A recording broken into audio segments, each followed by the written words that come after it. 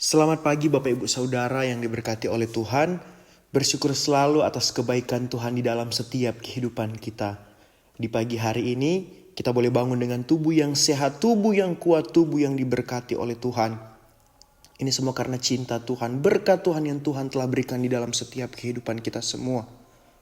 Di pagi hari ini, sebelum kita memulaikan setiap aktivitas kita di sepanjang hari ini, kita mau mendahuluinya dengan mendengarkan firman Tuhan. Firman Tuhan yang akan saya sharingkan di pagi hari ini, saya beri judul Closer Than Yesterday atau lebih dekat ketimbang kemarin. Sekali lagi, firman Tuhan di pagi hari ini yang akan sama-sama kita dengarkan, saya beri judul Closer Than Yesterday atau lebih dekat ketimbang kemarin. Perjalanan rohani kita bersama dengan Yesus adalah proses yang bertahap. Di pagi hari ini, kita akan sama-sama belajar ada 7 level kedekatan yang bisa kita lalui. Semakin dekat kita berjalan bersama dengan Dia, maka semakin dalam kasih dan pengenalan kita kepadanya. Nah, kita masuk pada tahap atau level yang pertama. Yang pertama adalah belum mengenal Tuhan. Ada perbedaan besar antara orang yang tahu tentang Yesus dan kenal dengan Yesus. Sekali lagi, ada perbedaan besar antara orang yang tahu tentang Yesus dan kenal dengan Yesus. Di sini saya mau taruh ayat Alkitab, yaitu terdapat dalam Yohanes 1 ayat 29 sampai 31. Saya mau bertanya kepada Bapak Ibu Saudara di pagi hari ini. Apakah kita hanya tahu tentang nama Yesus dari luar saja, atau apakah kita mengenal Yesus secara pribadi? Ada banyak sekali orang di luar sana hanya sekedar tahu tetapi tidak mengenal Yesus secara pribadi. Ini adalah level yang pertama, belum mengenal Tuhan. Di pagi hari ini kita mau sama-sama belajar bagaimana cara kita memiliki kedekatan pribadi, hubungan yang intim dengan Yesus. Ada banyak cara yang bisa kita lakukan. Contohnya, mulailah dengan cara membaca Alkitab dan masuk ke dalam komsel-komsel yang telah disediakan oleh gereja. Dengan cara-cara tersebut, kita bisa sharing tentang kebaikan Tuhan, kita bisa mendengarkan kesaksian dari orang-orang di sekitar kita. Lewat cara itulah, kita bisa mengenal Yesus. Kita memiliki jam-jam pribadi dengan Tuhan. Dengan cara apa? Dengan cara kita berdoa, kita menyampaikan setiap pergumulan kita kepada Tuhan, memiliki jam-jam pribadi dengan Tuhan. Tahap yang kedua, mulai tertarik dan terpesona. Jangan hanya kagum pada mujizat, kejarlah hatinya, bukan hanya tangannya. Dalam Matius 13 ayat 54 sampai 56. Ada banyak sekali orang ketika mereka percaya kepada Tuhan, mereka hanya kejar kepada hal yang Tuhan berikan dalam kehidupan mereka. Tetapi ketika Tuhan tidak menunjukkan mujizat, ketika Tuhan tidak menjawab doa-doa mereka, di situ mereka mulai sakit hati dan menjauh daripada Tuhan. Nah, di tahap yang kedua ini, mulai tertarik dan terpesona. Ketika Tuhan menjawab doa kita, ketika doa kita belum dijawab sekalipun, kita tetap harus percaya kepada Tuhan. Oleh karena itu, fokuslah bukan hanya pada berkat, tetapi pada hubungan kita dengan Tuhan. Mari Bapak Ibu Saudara luangkan waktu untuk menyembah dan berbicara dengan Tuhan setiap hari.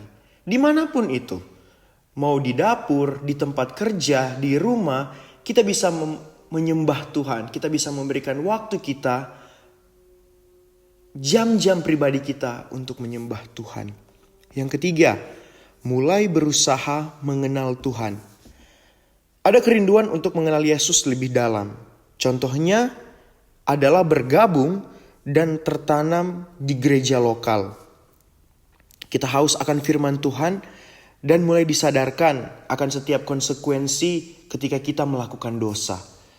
Di sini saya sudah katakan tadi adalah tertanam di gereja lokal. Ketika kita berusaha mengenal Tuhan, kita juga mulai melakukan tindakan. Salah satu tindakannya adalah kita mau bertumbuh, kita mau belajar, dan kita mau mengenal Tuhan. Ketika kita tertanam di gereja lokal, kita tidak hanya mendengarkan firman Tuhan, tetapi di gereja lokal, tempat di mana kita bersekutu dengan rekan-rekan jemaat Tuhan lainnya. Di situ kita bisa sharing, di situ kita bisa mendengarkan kesaksian-kesaksian, kita bisa mengadakan persekutuan, dan lain sebagainya. Di dalam Filipi 3 ayat 10, di sini dikatakan bahwa yang ku kehendaki ialah mengenal Dia dan kuasa kebangkitannya dan persekutuan dalam penderitaannya, di mana aku menjadi serupa dengan Dia di dalam kematiannya. Hal-hal yang bisa kita lakukan ketika kita mulai berusaha mengenal Tuhan adalah kita gabung dengan gereja lokal, baik secara online maupun secara onsite. Aktif di dalam komsel, kita haus akan kebenaran firman Tuhan. Dan kita evaluasi diri terhadap dosa yang bisa menyumbat berkat Tuhan yang Tuhan sediakan dalam kehidupan kita. Tahap yang keempat adalah mulai percaya kepada Tuhan. Percaya dalam artian percaya sepenuhnya, bukan setengah hati. Ketika kita memutuskan untuk percaya kepada Tuhan, tidak boleh ada kata setengah hati di dalamnya. Kita harus percaya penuh tanpa ragu-ragu. Yang jemaat Tuhan harus lakukan adalah ambil langkah iman. Jika ada di sini yang belum dibaptis, mari kita baptis. Kita harus terima Yesus sebagai Tuhan dan Juru Selamat secara pribadi. Dan memberi diri kita dibaptis sebagai tanda iman yang nyata. Sebagai tanda bahwa aku percaya kepada Tuhan dengan segenap hati, dengan segenap jiwa. Aku percaya Dia adalah Tuhan dan Juru Selamat. Tahap yang kelima, komitmen ikut Tuhan. Sekali lagi, komitmen ikut Tuhan. Artinya, mengikuti Yesus adalah memilih hidup seperti Dia. Contohnya, kita menjadikan Alkitab sebagai kompas kehidupan, mau dimuridkan dan mau mendengar atau taat. Ketika kita mempunyai komitmen untuk mengikuti Tuhan sepenuhnya, artinya bahwa kita mau hidup kita dimuridkan. Kita mau mendengarkan setiap kebenaran firman Tuhan dan menghidupinya. Artinya kita menjadi orang-orang yang taat. Yang Bapak Ibu Saudara bisa lakukan adalah baca dan hidupi firman setiap hari.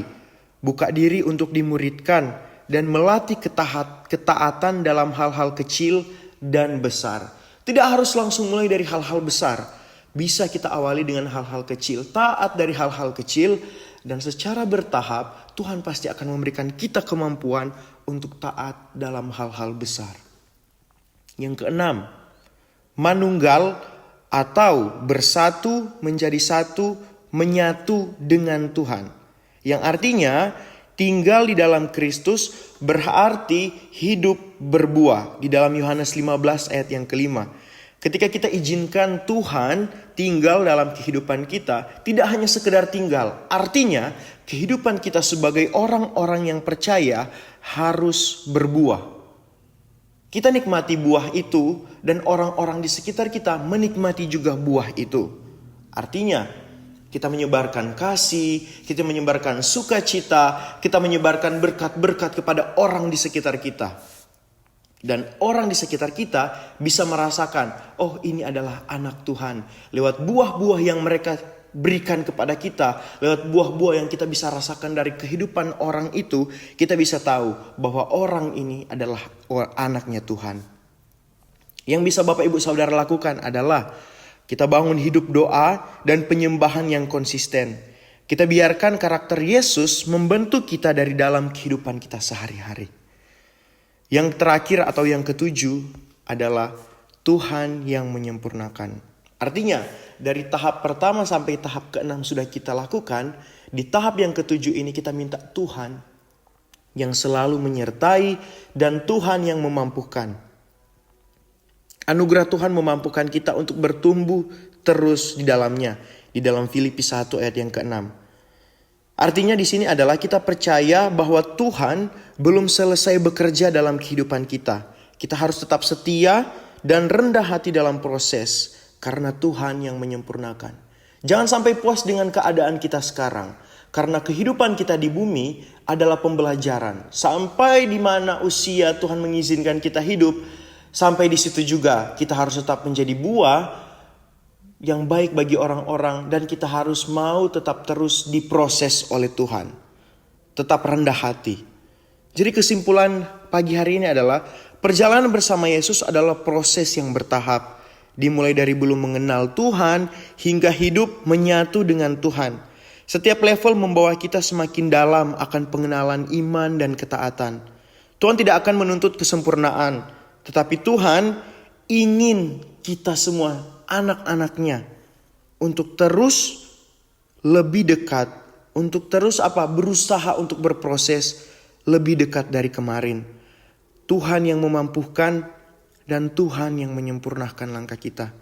Mari kita semua jemaat-jemaat Tuhan jangan pernah berhenti dan terus berjalan bersama Dia. Amin. Kebenaran firman Tuhan. Mari kita satu dalam doa. Terima kasih banyak Bapak atas berkat-Mu di dalam setiap kehidupan kami. Di pagi hari ini Tuhan, kami boleh lagi mendengarkan firman-Mu. Kami percaya Tuhan, tahap-tahap kedekatan kami dengan Tuhan. Lebih daripada itu, kami dengan Engkau sendiri yang lebih tahu Tuhan. Dimanapun tahap kami berada Tuhan, kami percaya Tuhan yang selalu berjalan bersama dengan kami. Terima kasih banyak Bapa, di hari ini kami siap untuk memulaikan aktivitas kami. Kami percaya Engkau Bapa yang berjalan bersama dengan kami, Engkau Bapa yang selalu menyertai kehidupan kami. Terima kasih banyak Bapa, ini doa kami. Kami siap melangkahkan kaki kami perjalanan di hari ini di dalam satu nama yang ajaib, yaitu nama Tuhan Yesus Kristus. Haleluya, puji Tuhan. Amin.